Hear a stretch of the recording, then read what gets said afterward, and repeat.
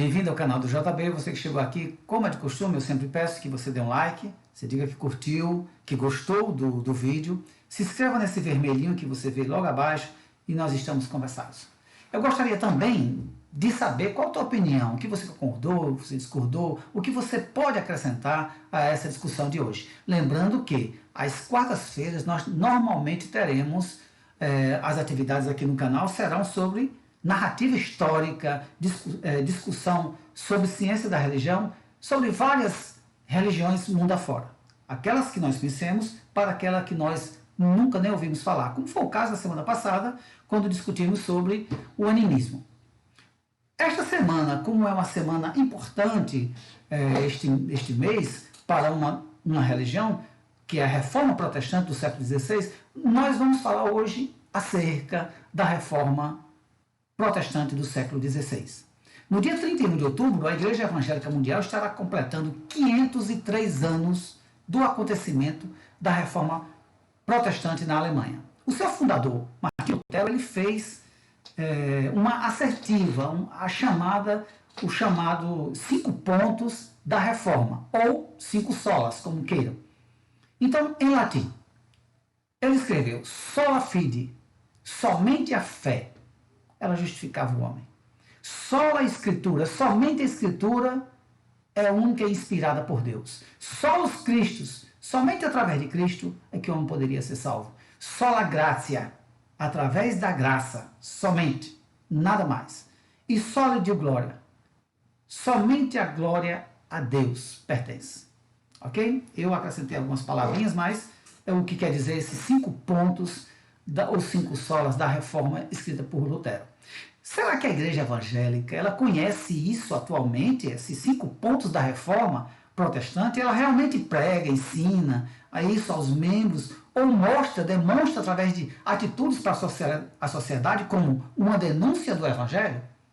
Bem, hoje nós não vamos responder essa pergunta, porque hoje é dia de história, dia de narrativa, dia de discussão teológica e discussão da ciência da religião. Na quarta-feira nós fazemos apenas isso, narrativas históricas. Aos domingos, sim, é o dia onde nós discutimos questões que surgem no cenário nacional e, vez por outra, internacional. A igreja protestante, também chamada evangélica, né, isso tem uma história também, porque essa mudança de nome, ela completará, no dia 31 de outubro, 503 anos de reforma protestante. E nós vamos estudar, assim, de maneira mais objetiva, simples, por que isso aconteceu. Assim, se você desejar, você pode fazer uma pesquisa mais profunda, né? Evidentemente que eu vou deixar algumas lacunas, uma ou outra, aqui na nossa narrativa, senão o nosso vídeo, você há de convir, ele vai ficar muito longo, essa é a proposta nossa.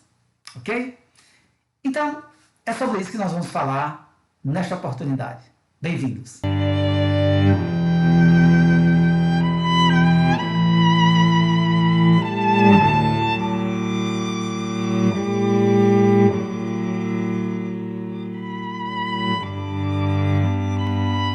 O surgimento da igreja protestante. Ora, alguns fatores, eles tornaram inevitável a reforma. Entre muitos fatores, nós podemos destacar alguns. A relutância da Igreja Católica Romana medieval em aceitar algumas mudanças sugeridas por alguns místicos. Esse acontecimento dos reformadores, da reforma, ele já havia, anterior a Lutero, vários místicos, várias pessoas que tentavam dialogar com a igreja, com a cura da Igreja Católica, para que houvesse mudanças, para que houvesse reformas dentro da Igreja Católica, que essa era a proposta de Lutero.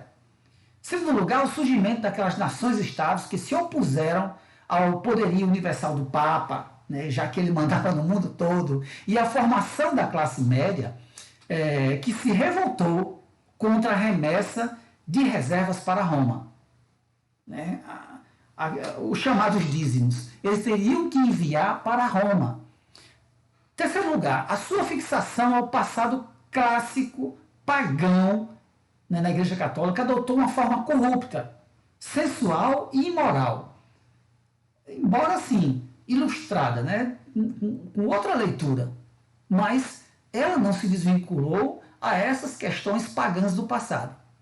Associado a isso, assim, por volta de 1500, os fundamentos da velha sociedade medieval, eles estavam ruindo, né? E uma nova sociedade com dimensão geográfica muito ampla e muito maior, e com transformações nos padrões políticos, econômicos, intelectuais e religiosos começavam a surgir. Então, estava havendo mudanças geográficas, mudanças políticas, mudanças econômicas, mudanças sociais, intelectuais e mudanças religiosas em todo o mundo. Nesse cenário, surge um jovem chamado Martim Lutero. Era um jovem, assim, com um futuro promissor devido à sua capacidade intelectual, dedicação e inteligência. Ele seria um advogado. Místico como ele era, certa noite, assim, numa tempestade, ao voltar para casa, ele teve tanto medo dos relâmpagos e trovões que fez uma promessa a uma santa. Ele era católico. Caso não morresse, ele seria um monge. Ele não morreu e realmente ele se tornou um monge. Vivia várias crises existenciais e espirituais porque não conseguia, assim, sentir perdão na vida dele. Não conseguia sentir isso. A análise dele, né, é que ele deveria passar por experiências mais profundas na Igreja Católica. Então, ao ser enviado a Roma, os seus superiores enviaram Martim Lutero para Roma. Era uma pessoa que se destacava já como professor. E lá, estando lá em Roma, ele viu os abusos sexuais, né? Viu os abusos no pagamento de impostos absurdos, além da venda das chamadas indulgências. Indulgências eram pagamentos que as pessoas faziam pelo perdão dos pecados. Isso porque alguns padres, eles ensinavam ao povo que era necessário pagar pelo perdão dos pecados. Havia até um ditado popular que dizia que, assim, foi cunhado por um dos líderes famosos na Igreja Católica medieval, que o ditado era: ao ouvir o tilintal da moeda no fundo do gasofilácio, uma alma está indo para o céu. Quer dizer, quando o dinheiro fazia o barulhozinho lá no fundo do gasofilácio, opa, uma alma estava indo para o céu. Então, a primeira coisa, a indulgência que ele viu, ficou horrorizado, segundo a simonia, que isso era compra de cargos eclesiásticos. Ora, eu gostaria de ser um diácono, então eu pagava por isso, eu gostaria de ser um padre, um monge, o que fosse. Então, é claro que eu ia querer cargos maiores, né? Eu teria que pagar para isso. Além das chamadas relíquias, né, que você poderia comprar, como poderia, apenas com seu olhar, e você vê alguma relíquia, você ser perdoado de pecados. Né? Vendiam pedaços da cruz de Cristo, né? Pão da última ceia e até leite da Virgem Maria.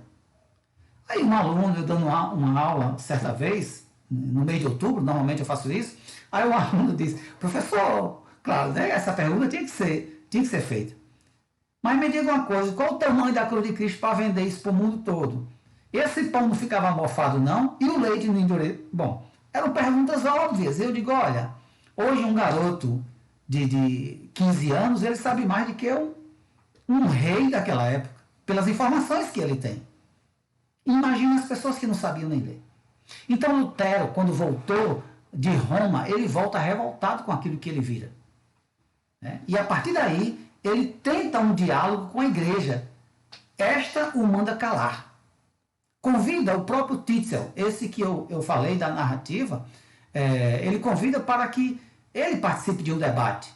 Né? Ele tenta um diálogo, né? e o Tetzel não aceita de maneira alguma entrar num debate com Martim Lutero.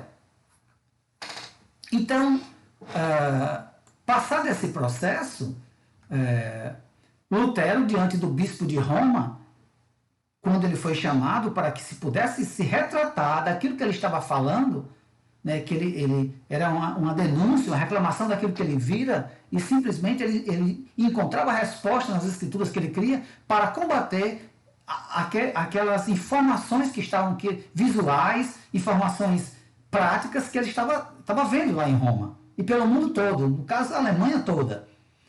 Então, ele foi chamado diante do bispo de Roma. E ele disse assim, ficou clássico essa resposta: se eu for convencido pelas escrituras e pela razão que eu estou errado, eu retiro o que disse. Então, como ele não obteve resposta, Lutero não se retraiu diante da Igreja Católica. Em 1512, Lutero torna-se então doutor em teologia, ainda professor e discutindo justamente essas questões da Igreja. Em 1517, no dia 31 de outubro, as discussões já estavam acaloradas, então Lutero escreve suas 95 teses, né, os 95 pontos que ele estava apresentando para a Igreja, e queria que o povo visse isso, e queria que chamasse a atenção de Roma. Né? Ele vai a um castelo chamado Wittenberg, né, e lá na porta desse castelo, no dia de Todos os Santos, que é o dia 31, porque ele sabia que o dia posterior, aliás, era o dia 1º, ser o dia de Todos os Santos, ele coloca, então, essas 95 teses, ele cola no castelo, nas portas, para que as pessoas, quando fossem à igreja, no dia de Todos os Santos, todos pudessem ver o que estava escrito, então, nas portas do castelo de Wittenberg. Aí se dá a data, deu-se início à ruptura com a Igreja Católica Apostólica Romana. No fim da Idade Média, a Igreja Católica ela tinha uma grande influência política e social e se tornou, então, uma potência financeira e, em diversos casos, foi usada como um instrumento de fortalecimento do poder político. O Papa tinha uma fortuna muito maior do que muitos príncipes. E os cargos eclesiásticos, eles eram disputados assim pela aristocracia, muitas vezes viravam assim moeda de troca política. Como exemplo, durante o pontificado do Papa Leão X, essa prática, de todas essas práticas que eu já falei aqui, ela atingiu o ápice no comando desse Papa Leão X. Leão era da poderosa família italiana Médici de Florença, e seu pontificado ele ficou conhecido por fazer de Roma um florescente centro cultural da Renascença.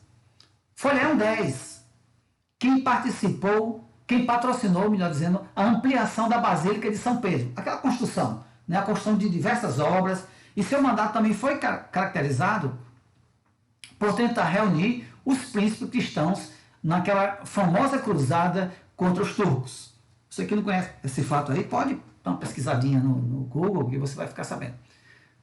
Mas para financiar esses gastos enormes, inclusive militares e suntuários, Leão X aumentou a venda das indulgências. Havia um estado de espírito comum a muitos seguidores da Igreja Católica, de que ela deveria voltar a praticar os valores verdadeiros cristãos, que estavam muito distantes. Vários foram os pensadores, como eu já disse aqui, que questionaram a autoridade moral da instituição e defenderam reformas religiosas na Europa. Então, no dia 31 de outubro de 1517, o monge agostiniano Martim Lutero, quando afixou na porta do castelo de Wittenberg, na Alemanha, 95 teses criticavam a conduta da Igreja Católica. Os textos, na verdade, você pode ter acesso também no Google, denunciavam a deturpação do Evangelho, a venda de indulgências e a corrupção, o enriquecimento ilícito e a falta do celibato clerical. Isso é um dia nós vamos discutir essa questão do celibato clerical. Em resumo, o padre não pode casar e nem fazer sexo. Pronto. Além das denúncias, chamava o cristão ao arrependimento nessas 95 teses. E a fé genuína, a fé pura e simples. Lutero pregava que somente a fé em Deus salvava as pessoas, uma ideia que se opunha à salvação pela compra das indulgências. Porque as indulgências é que dava dinheiro à igreja. Ela é que era o passaporte para que você fosse perdoado. Essa interpretação oferecia ao povo a expiação da culpa por meio da contrição e penitência somente. O que ia de encontro aquelas práticas da igreja naquele momento. Eu não devia, né? Eu não devia, mas vou fazer. Parece muito com um determinado grupo religioso, hoje, um grupo pós-pentecostal, que diz que para que Deus possa abençoar você, você tem que, fazer um sacrifício, você tem que pagar. Tem muita diferença não, né, gente? A gente fazendo analogia, eu não devia hoje trabalhar com crítica, mas é porque eu acabo não aguentando. Então, para ele, a salvação se dá pela fé na justiça, na graça e misericórdia divina. O luteranismo também ele defendia a livre interpretação da Bíblia. A igreja romana era contra esse ponto. Pois assim, ela entendia que o povo não iria entender corretamente os ensinamentos de Deus, que somente um sacerdote é que poderia orientar o povo. Além de que a interpretação pura e genuína estava com o Papa. Então, as 95 teses de Lutero, elas deram origem a um movimento de ruptura que levou à criação de uma nova religião cristã, o luteranismo, identificado como um movimento protestante em relação ao catolicismo. Daí vem o nome protestante, né, para designar aqueles seguidores dessa vertente religiosa que seguiam Lutero. Alguns historiadores dizem que Lutero nunca quis sair da Igreja Católica, inclusive historiadores de crença protestante. Mas quando questionado sobre suas posições, Lutero não recuou. Ele percebeu que a Igreja também não ia recuar. E suas teses, elas fizeram com que ele fosse excomungado. Excomungar, gente, é você ser expulso, não ter direito, inclusive, ao céu. Quem excomunga é o Papa. Você nem tem direito ao céu. Ele foi excomungado e expulso da Igreja Católica pelo Papa Leão X, que teve apoio de Carlos, o rei, Carlos V, né, imperador alemão, e, no entanto, o príncipe da Saxônia, Frederico, este protegeu Lutero.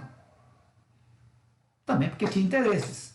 Os panfletos luteranos que rodaram a Alemanha toda, que começaram a ser vinculados em 1517, eles passaram a ser rodados, por incrível que pareça. As coisas aconteceram naquele momento, nas máquinas de imprensa, né, que já tinham sido feitas algumas réplicas da imprensa de Gutenberg. Dos vários principados alemães simpáticos à causa reformista, esses imprimiam e mandavam ver, espalhando essas notícias mundo afora. Lutero também inovou, ele traduziu, fez algumas coisas realmente interessantes. Ele traduziu a Bíblia do latim para o alemão. São dois pontos a se perceber aqui. Primeiro, só quem sabia ler em latim eram os padres, era a Igreja Católica, né? E segundo, a maior parte do povo não sabia ler. O povão não sabia ler. Então o acesso à Bíblia era muito restrito. Então, com Lutero, no caso, o livro foi impresso nos modelos da imprensa de Gutenberg e estava disponível para muito mais pessoas. E o cristianismo ficou menos hierárquico, né, e mais acessível. Nós tínhamos agora o pastor, a sua direção, né, e as pessoas conversavam diretamente com os pastores. Isso ajudou ainda mais na disseminação da leitura e na proliferação do protestantismo na Europa. Bom, isso foi muito bom para o povo. Inclusive, começaram a estudar nas escolas com a própria Bíblia em alemão.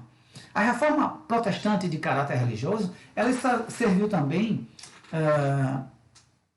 de interesses políticos e fortalecimento do Estado. O Estado estava mais forte agora, já que não tinha quem mandasse no Estado. Os príncipes das monarquias europeias, eles desejavam maior autonomia e poder em relação à Igreja Romana, claro. Né? Além de pagar menos impostos, que era o que realmente massacrava o povo. Os nobres também se beneficiaram do confisco dos bens, das terras da Igreja. Tudo que eles tinham doado à Igreja, estavam tomando de volta. É o caso da Inglaterra. Com a reforma anglicana, por exemplo, a Igreja e o clero tiveram os bens confiscados e ficaram subordinados ao rei, que passou a ser o chefe da igreja. A reforma protestante ela quebrou o monopólio espiritual da igreja católica na Europa. E abriu assim, caminho para o surgimento de diversas vertentes do cristianismo. No século XVI surgiram então as religiões. No caso, eu chamo de grupos religiosos. A igreja anglicana, que é a igreja da Inglaterra, na Alemanha a luterana, na França e Suíça a anglicana, a calvinista, e no século XVIII surge a igreja metodista no Reino Unido, além de outras igrejas como os batistas que já existiam. Até que, a partir do século XIX, as religiões pentecostais surgem, o movimento pentecostal surge nos Estados Unidos, em Topeka, em Los Angeles, e daí chegaram ao Brasil em 1910, depois 1911 e depois 1939, e a partir daí o pentecostalismo mundial teve um crescimento como nenhum outro grupo religioso no mundo. Segundo João Calvino, mas assim, lembre-se que o pentecostalismo não tem nada a ver com a reforma. No caso, a história é indireta e marginal, antes que alguém me critique aqui. Lutero disse, reformar, sempre reformando. E eu entendo que o movimento pentecostal, por mais erros absurdos que tenham teológicos, de prática religiosa, ele é uma reforma dentro da reforma. Bom, vamos voltar à história. Segundo João Calvino, o homem já nasce predestinado à salvação ou à condenação eterna. Isso é uma das discussões tremendas dentro da igreja evangélica mais intelectual, né? Os calvinistas e os arminianos. Um dos sinais da salvação é a riqueza acumulada através do trabalho. Desta forma, então, o trabalho pode ser um caminho, né, um dos reformadores, para o homem expiar os seus pecados. E a prosperidade é uma bênção divina. Essa é uma das propostas do caso do calvinismo. O calvinismo ele condenava a luxúria, no caso, entendia que era preciso investir o lucro. Quando eu falo disso, eu falo de luxo, de gastos exagerados. Era preciso investir o lucro para gerar mais trabalho. Para alguns historiadores, a expansão do protestantismo ele ajudou a fortalecer, na verdade, o capitalismo do século XVI. Um exemplo, o sociólogo alemão Max Weber, esse já nascido em 1864, morreu em 1920, ele publicou um ensaio intitulado A Ética Protestante e o Espírito do Capitalismo, que se tornou um clássico dentro da literatura. Segundo Weber, o calvinismo ele trazia o chamado espírito do capitalismo, que era uma atitude que valorizava o comportamento aquisitivo e a competitividade. A ética medieval católica ela condena a acumulação de capitais, o empréstimo a juros e propõe a doutrina do preço justo. O protestantismo liberou a burguesia das proibições eclesiásticas, das práticas comerciais e bancárias. Já os camponeses viram na reforma a chance de corrigir as injustiças do sistema feudal. Também parece com a nossa história, né? Além de várias mudanças nas religiões, que eu poderia citar aqui, a igreja, a instituição, ela era soberana, né? Os prédios eram enormes. Então, para isso, os templos, né, que eu digo, para que o homem pudesse se enxergar pequeno diante daquela construção ou da instituição. Lutero ele traduziu o Novo Testamento para a língua alemã, inclusive Lutero é tido como o inventor da língua alemã, para alguns, pois quase não existiam livros e quase muitas misturas de línguas dentro da língua alemã para ser ensinado nas escolas. Foi algo muito importante que aconteceu também com a reforma. Mas é isso, gente. Espero que tenham gostado. Até a próxima.